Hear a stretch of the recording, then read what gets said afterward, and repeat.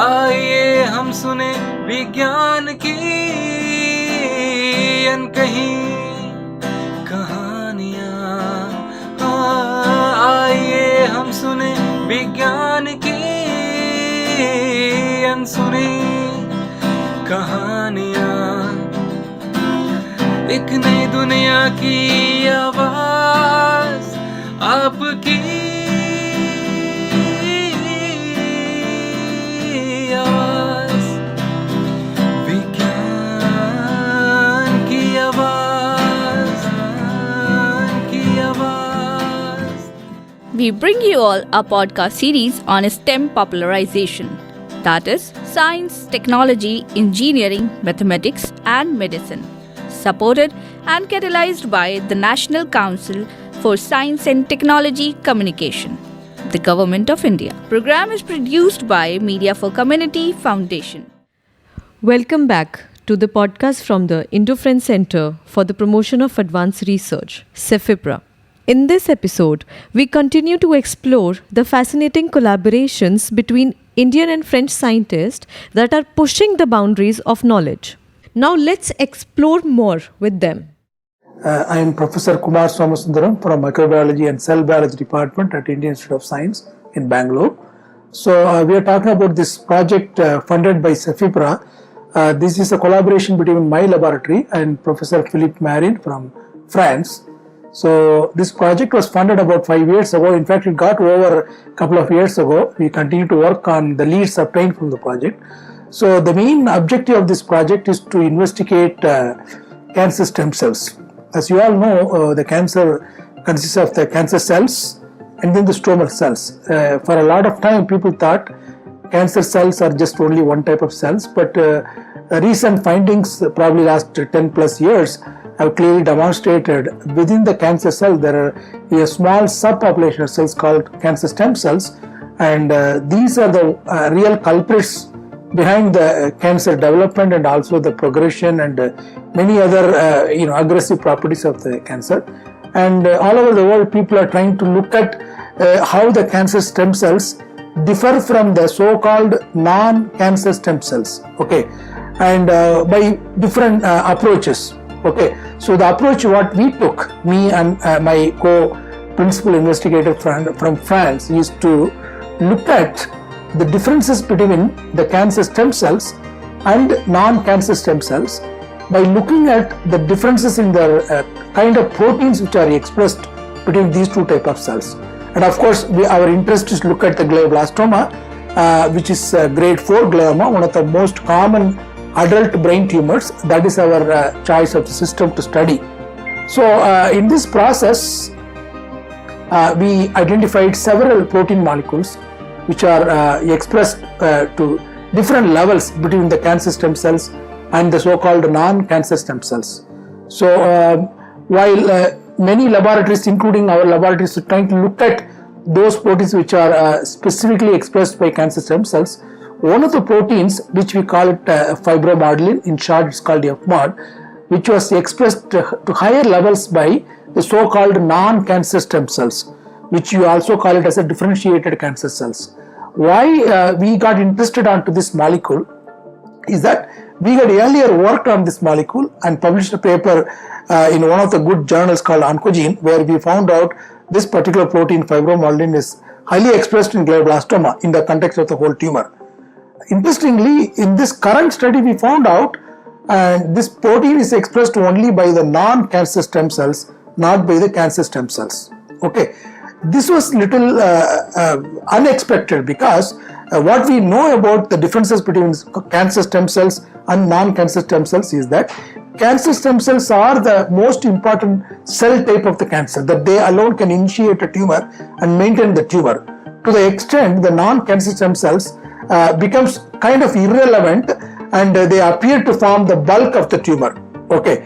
However, our study went on to show a molecule like fibromodulin, which is secreted or expressed only by the non-cancer stem cells, or it's otherwise called differentiated cancer cells, also play an important role in the growth of the tumor, which of course originally is initiated by the cancer stem cells. So that is the main finding of this paper. That is, In the tumor, there are two types of cells, cancer stem cells and non-cancer stem cells, which are otherwise called differentiated cancer cells. Even though it is all well accepted that cancer stem cells are the only one which can initiate a tumor and maintain the tumor, we here show in this project that differentiated cancer cells, otherwise called non-cancer stem cells, also play an important role in aiding or helping the growth of the tumor which is initiated by the cancer stem cells. In this process, we identified a molecule called fibromyalin, which is specifically expressed by non-cancer stem cells, and what we found at the level of mechanism, this protein is able to work on the endothelial cells to promote tumor angiogenesis, thereby ultimately helping the growth of the tumor. This is our major finding, and this was published recently in the paper in the journal e-Life. As you know, our work is about glioblastoma, which is one of the aggressive form of glioma at the brain tumors, and the treatment for this cancer is really not great. To the extent the current treatments doesn't really help much. Most of the glioblastoma recur, and the median survival still remains at about 12 to 15 months. Okay. Recently there was an approach to develop a novel treatment by targeting a molecule called VEGF-A, which is an inducer of angiogenesis. So while the results at laboratory level, including use of animal models, have really fared very well, trials in the human patients actually failed. Okay, one of the reasons the scientists who carried out this trial, they mentioned that possibility of angiogenesis set up by other molecules, okay, other than the traditional angiogenesis which is host derived, could be the reason why anti-VEGF-A based therapies have failed. Okay, here is an example what we have identified, that differentiated cancer cells of glioblastoma can secrete factors like FMAD or fibromyalin, which can also induce angiogenesis independently other than the host derived angiogenesis. Okay, so this gives additional approaches for targeting aggressive tumors like glioblastoma. So hopefully in the times to come in the future, we may be able to control the aggressive tumors like GBM, but time only will tell you the possibilities. Certainly the project funded by CEFIPRA has helped us to make this possible, and more importantly at science level, since one of the major objectives is to look at proteins which are secreted by the stem cells versus non-cancer stem cell, and looking at proteins at a genome level is possible only through a quantitative proteomic approach. In that sense, the collaborator Philippe Marin's laboratory are quite well developed. They are experts in proteomics, so thereby their expertise helped us to look at proteomics of the secreted proteins between the stem cells and non-cancer stem cells, and that made us possible to identify this molecule fibromyalin as a molecule which is essential for tumor growth, even though it is secreted by the non-cancer stem cells. Hi, I am Sriyoshi. I am a graduate student in Professor Somasundaram's lab in the MCB department of ISC. I joined in 2015, and since then I have been working on this collaborative project that got approved by CEFIPRA, and the collaboration is with Dr. Philippe Marin's lab from University of Functional Genomics in Montpellier, France. So the objectives of the project were to decipher the differentially abundant proteins between the cancer stem-like cells and the differentiated cancer cells.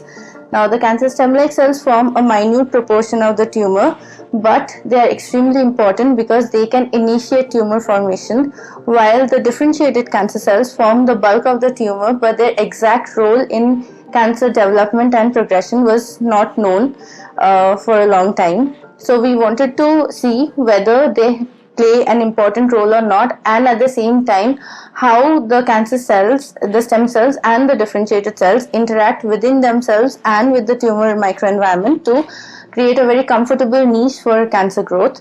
So in collaboration with Dr. Philippe Marin's lab, we carried out this high throughput non-labeled proteomic investigation, where we subjected the secretomes of the stem-like cells and the differentiated cells to mass spec to identify the differentially abundant proteins. And we were specifically interested in looking at secreted proteins that are pro-angiogenic in nature, because angiogenesis is one of the very important phenomena which is required for providing nutrients for the cancer cells to grow. And also we kept in mind the kind of unsatisfactory response of bevacizumab, which was a therapy that was developed for targeting VEGF, which is a very known pro-angiogenic molecule in glioblastoma R model as well as in other cancers.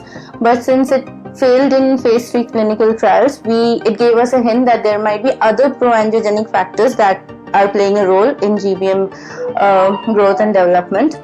So while investigating the differentially abundant proteins, we found fibromodulin to be solely secreted by the differentiated cells, which made us hypothesize that there is probably an important role of the differentiated cells. So it was previously shown by one of my colleagues from the lab in a publication that got accepted in Oncogene, that fibromodulin only helps in increasing the invasive potential of the cancer cells. It does not affect proliferation.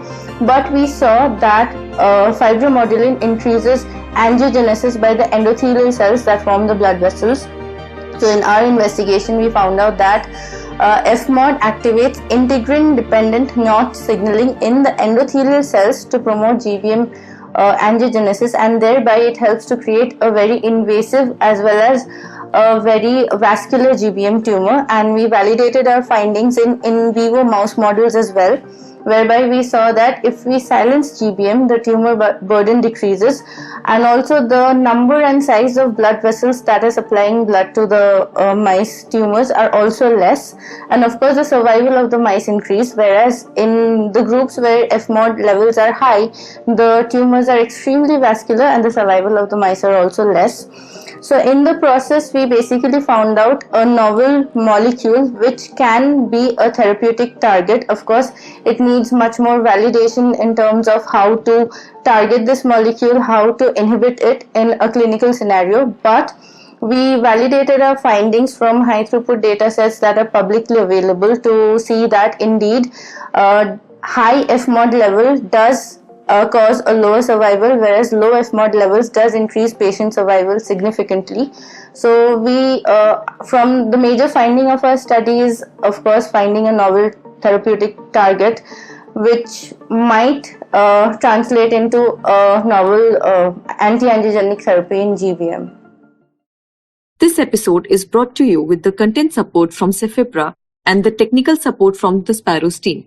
We extend our heartfelt thanks to the Director of Cefipra, Professor Nitin Seth and Dr. Payal, for their continuous guidance and support. Stay tuned for more episodes and thank you for joining. आइए हम सुने विज्ञान की अनकही कहानियाँ। आइए हम सुने विज्ञान की अनसुनी कहानी।